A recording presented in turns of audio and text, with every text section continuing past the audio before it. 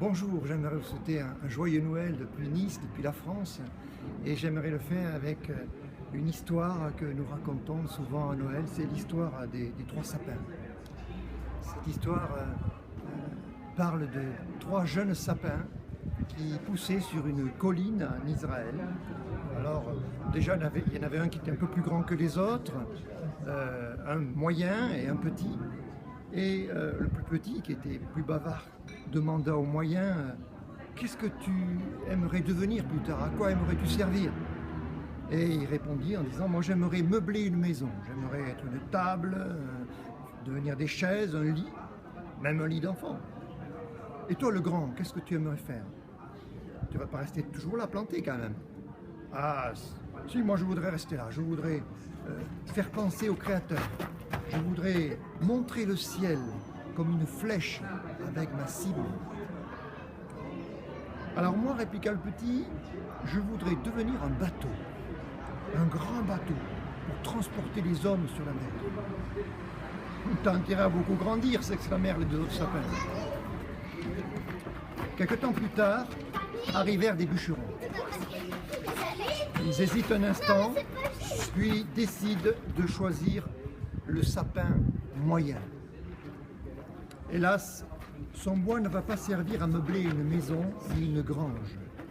Avec son bois, on va faire un râtelier pour les chevaux, une mangeoire pour les vaches. Puis un jour, voilà qu'un bébé va naître dans cette étable. Ses parents le couchent dans la mangeoire de sapin. Ce jour-là, ce sapin, devenu une mangeoire, va tenir dans ses bras, en quelque sorte, Jésus, le roi. Et il entend les bergers qui arrivent, qui répètent ce qu'un ange leur a dit. Il vous est né un sauveur, le Christ, le Seigneur. Son vœu est exaucé finalement. C'est beaucoup mieux qu'il ne pensait. Jésus est né. L'avez-vous accueilli dans votre vie?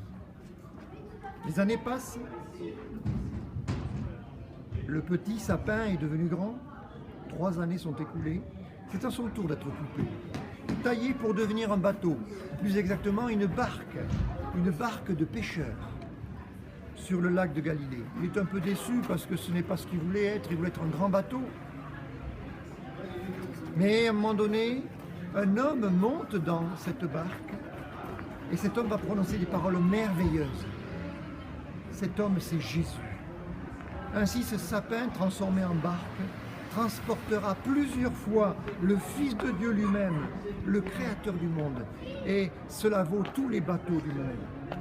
Et vous, avez-vous reçu Jésus-Christ dans votre vie? 3 ans ont passé donc, et le dernier sapin, qui est devenu très grand maintenant, tout seul sur sa colline, voit arriver avec inquiétude des bûcherons, pas comme les autres. Ce sont des soldats romains. Oh, mais ils se mettent à l'abattre. C'est fini son rêve de rester là pour montrer le ciel. Il est rapidement débité en morceaux, transporté à Jérusalem, où il sert à fabriquer 3 croix. Finalement, sur l'une de ces croix, c'est Jésus, le Fils de Dieu, qui est cloué sur le bois de ce sapin. Les clous transpercent ses mains et ses pieds, s'enfoncent dans le bois du sapin. Jésus porte lui-même nos péchés dans son corps sur le bois. Le sapin comprend alors qu'il ne sera pas celui qui montrera le chemin du ciel sur une colline, mais celui qui montrera le chemin du ciel comme une croix, là où Jésus est mort. Il entend Jésus qui dit « Père, pardonne-leur ». Dorénavant, cette croix montrera le chemin du ciel. Paul prêchera la croix de Jésus-Christ, symbole du salut. Jésus est mort sur la croix pour vous. Avez-vous cru? La Bible dit que c'est avec un arbre qu'est venu le péché. Dans le jardin d'Éden, Adam et Ève ont mangé du fruit d'un arbre interdit. Mais c'est sur un arbre qu'est venu le pardon du péché. Nous sommes tous pécheurs, nous avons besoin du pardon. Et Jésus est venu pour payer ce pardon. Nous pouvons dire que sur la croix, Jésus a tout accompli. Le plus beau cadeau, donc, que pouvaient faire ces sapins, finalement, c'est d'être donnés pour servir à Jésus-Christ. Que Dieu vous bénisse. Bon Noël à tous depuis la France.